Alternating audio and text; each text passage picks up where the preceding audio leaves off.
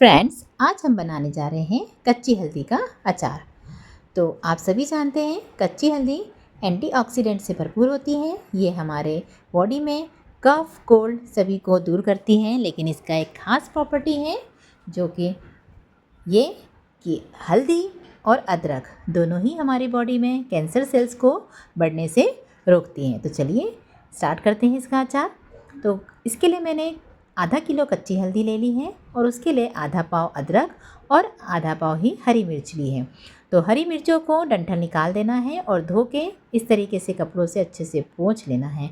और सबसे पहले हल्दी को इस तरीके से छील लेंगे हम। या तो आप चाकू की हेल्प से छील लीजिए ऊपर का छिलका, या फिर आप अगर आपके पास आलू की छीलनी है ना तो उससे भी आप छील सकते हैं। देखिए इस तरीके से बिल्कुल उसके छिलके हट जाने चाहिए।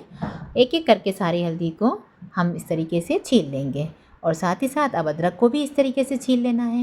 ये देखिए।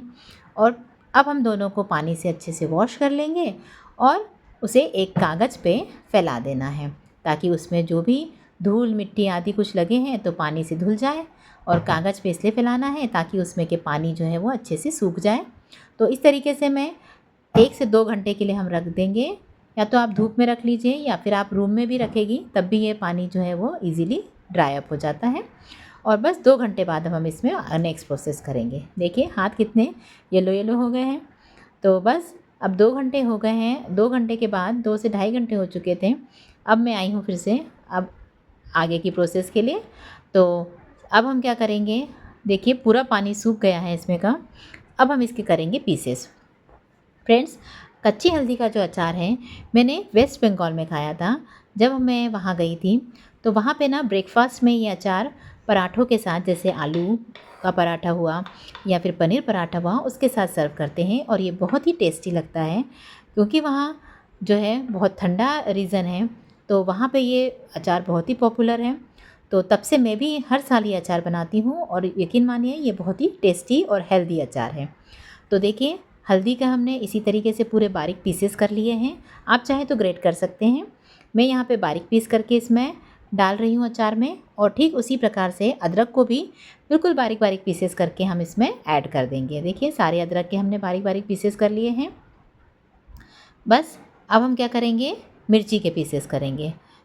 तो मिर्ची जो है आप क्या करिए, या तो मिर्ची को आप चाकू से काट लीजिए या फिर आप उसे कैंची की हेल्प से काट लीजिए। तो मैं यहाँ पे कैंची का प्रेफरेंस कर देती हूँ क्योंकि कैंची जो होती है उससे बहुत ही इजी हो जाता है काटना। तो हरी मिर्ची को पहले आप लंबाई में इस तरीके से 2 पीस कर लीजिए और फिर आप उसके पीसेस कर लीजिएगा। तो हरी मिर्ची के आपको जैसे पीसेस अच्छे लगते हैं, छोटे बड़े, उस साइज़ के आप काट सकते हैं।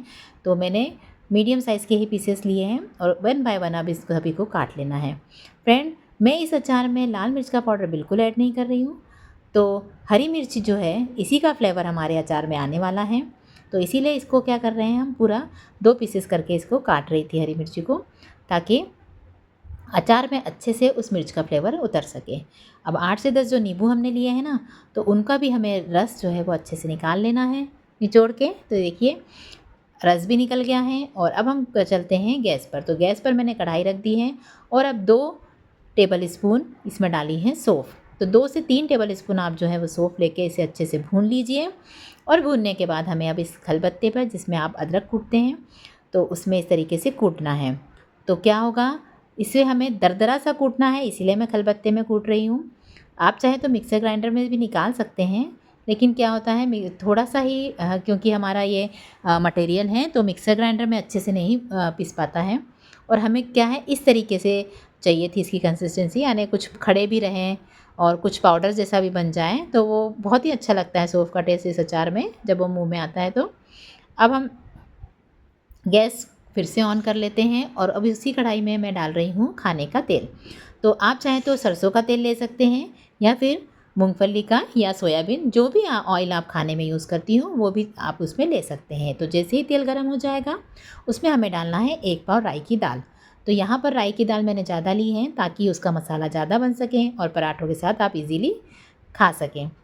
तो उसमें मैंने राई की दाल के साथ ही सौंफ भी जो है वो कुटी हुई वो भी डाल दी है और इसे 1 सेकंड के लिए इस तरीके से भून लिया है। और अब जो कटे हुए हमारे पास हरी मिर्च, अदरक और हल्दी है उसे भी हमें कढ़ाई में ही डाल देना है और अच्छे से उसे मिक्स कर देना है। तो ये देखिए सभी चीज़ों को मैंने इसमें डाल दिया है और अभी इन्हें हम अच्छे से कढ़ाई में ही मिक्स करेंगे। तो फ्रेंड ये जो अचार है बहुत ही हेल्दी होता है। इसे आप ज़रूर ट्राई कीजिएगा। ये सिर्फ ठंड में ही नहीं बल्कि पूरे साल आप इसे खा सकते हैं, क्योंकि हल्दी और अदरक एक ऐसा मसाला है जिसे आप प्योर फॉर्म में इसी तरीके से स्टोर करके रख सकती हैं और बिल्कुल इसे आप खाने में यूज़ कीजिए। हमारे बॉडी के लिए बहुत ही लाभकारी होता है ये।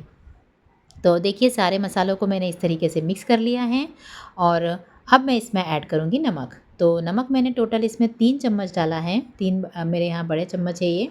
तो आप अपने टेस्ट के अकॉर्डिंग कम या ज़्यादा जो है वो इसमें ऐड कर सकते हैं। टेस्ट वैसे भी नमक हमें हल्का सा ज़्यादा रखना चाहिए अचार में, तो उसका जो फ्लेवर होता है ना बाकी मसालों का वो बहुत अच्छा आता है। बस इस तरीके से देखिए मैंने 3 चम्मच जो है वो करके डाल दिया है और सबको अच्छे से मिक्स कर लेना है। और अब लास्ट में हमें इसमें ऐड करना है नींबू का रस। तो नींबू का रस अभी मैंने 8 से 10 डाला है। अगर आपको लगे कि खटास कम हो गई है तो इसमें और भी बाद में हम नींबू का रस डाल सकते हैं। तो अभी मेरे पास 10 नींबू थे तो मैंने 10 नींबू का रस जो है वो इसमें ऐड कर दिया है और बस इस तरीके से सारे को मिक्स कर लीजिए अच्छे से अचार को। और अभी ऐसा लग रहा है कि ये बहुत सूखा-सूखा सा है, लेकिन जैसे-जैसे अचार गलता है ना, तो जैसे पुराना होते जाएगा तो इसमें जो तेल और नींबू का रस है वो क्या करेगा ऊपर की ओर आ जाएगा और हमारा अचार भी अच्छे से दिखने लगेगा। तो बस अब हमें गैस की फ्लेम को ऑफ़ करना है और कढ़ाई नीचे उतारना है। और हाँ, लास्ट में इसमें विनेगर डालना ना भूलें। तो मैंने 1 कटोरी विनेगर जो है वो इसमें ऐड कर दिया है। विनेगर में भी खट्टापन होता है। तो ये हमारे अचार में एक तो प्रिजर्वेटिव का काम करेगा, इससे हमारा अचार ख़राब नहीं होगा और सालों तक आप इसे इसी तरह स्टोर करके रख सकते हैं और उसका खट्टा का जो फ्लेवर है वो भी हमारे अचार में बहुत ही अच्छा आएगा। तो बस आप इसे एक कंटेनर में इकट्ठा कर लीजिए। मैंने यहाँ बरनी में किया है और इसे आप 2 दिन तक धूप दिखाइएगा, 2 से 3 दिन। तो अचार जो है बहुत ही अच्छे गल जाता है और फिर ये खाने लायक हो जाता है। तो फ्रेंड्स आप मेरी इस रेसिपी को ज़रूर ट्राई कीजिएगा और आपको मेरी रेसिपी कैसी लगी मुझे कमेंट करके ज़रूर बताइएगा। अगर आप मेरे चैनल पे नए हैं तो मेरे चैनल को सब्सक्राइब करना ना भूलें। Thank you.